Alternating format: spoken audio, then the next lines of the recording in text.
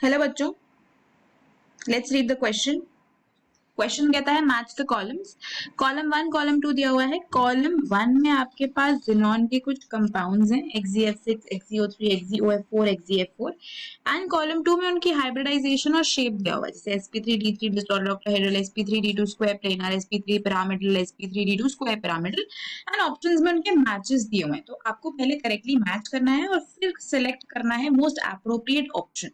तो उसके लिए सबसे पहले ये जान लेते हैं कि इस क्वेश्चन में हमारा की कॉन्सेप्ट क्या है।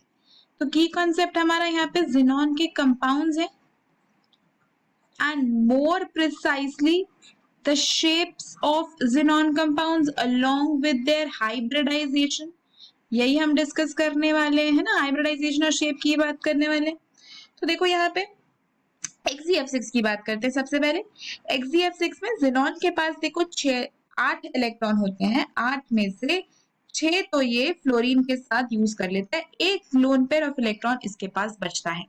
ये जो लोन पेयर ऑफ इलेक्ट्रॉन इसके पास बचता है, ये इसकी शेप को डिस्टॉर्टेड ऑक्टाहेड्रल बनाता है, ठीक है। क्योंकि देखो यहाँ पे अगर हाइब्रिडाइजेशन की बात करें तो हाइब्रिडाइजेशन निकालने के लिए हम स्टेरिक नंबर निकालते हैं and steric number is the number of sigma bonds plus the number of lone pair.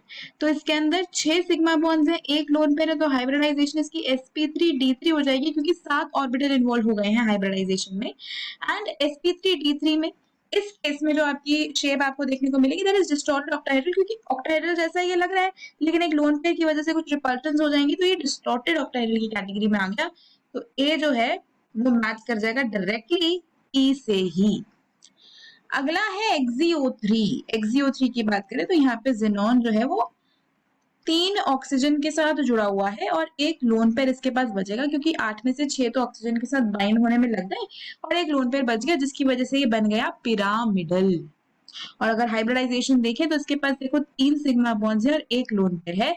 तो अगर इस केस में हम स्टेरिक नंबर निकालेंगे तो वो हो जाएगा 3 + 1 यानी कि 4, मतलब 4 ऑर्बिटल्स इन्वॉल्व है हाइब्रिडाइजेशन में। तो हाइब्रिडाइजेशन हो जाएगी sp3 और शेप हो जाएगी पिरामिडल, मतलब बी जो है वो मैच कर रहा है किससे, आर से। नेक्स्ट अगर हम देखते हैं तो नेक्स्ट में हमारे पास क्या आ जाएगा, हमारे पास है XeOF4। XeOF4 की बात करें तो यहाँ पे ज़ीनॉन जो है ऑक्सीजन के साथ डबल बॉन्डेड होता है, 4 फ्लोरीन के साथ जुड़ा होता है। अगेन इसके 6 इलेक्ट्रॉन यूज हुए हैं, एक एज अ लोन पेयर अभी भी बच जाएगा, तो ये हो जाएगा स्क्वायर पिरामिडल, क्योंकि यहाँ तक तो ये स्क्वायर ही है, डबल बॉन्ड ओ होने की वजह से ये पिरामिडल टाइप का हो जाएगा। तो this will be square pyramidal. और हाइब्रिडाइजेशन देखोगे तो कितने सिग्मा बॉन्ड्स हैं, 5 सिग्मा बॉन्ड्स है और एक लोन पेयर है, तो टोटल स्टेरिक नंबर 6 हो गया, मतलब 6 ऑर्बिटल्स इन्वॉल्व है हाइब्रिडाइजेशन में, sp3d2 और शेप हो जाएगी स्क्वायर पिरामिडल। मतलब ये हुआ कि सी जो है वो एस से मैच करता है। और लास्ट वाला है XeF4।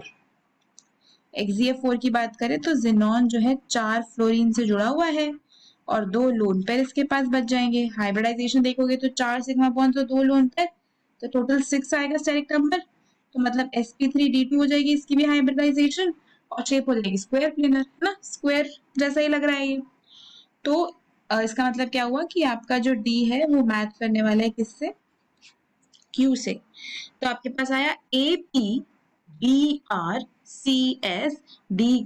दिया हुआ है ऑप्शन ए में।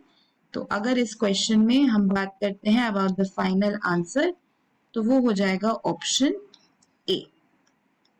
Hope you understood it well, best of luck.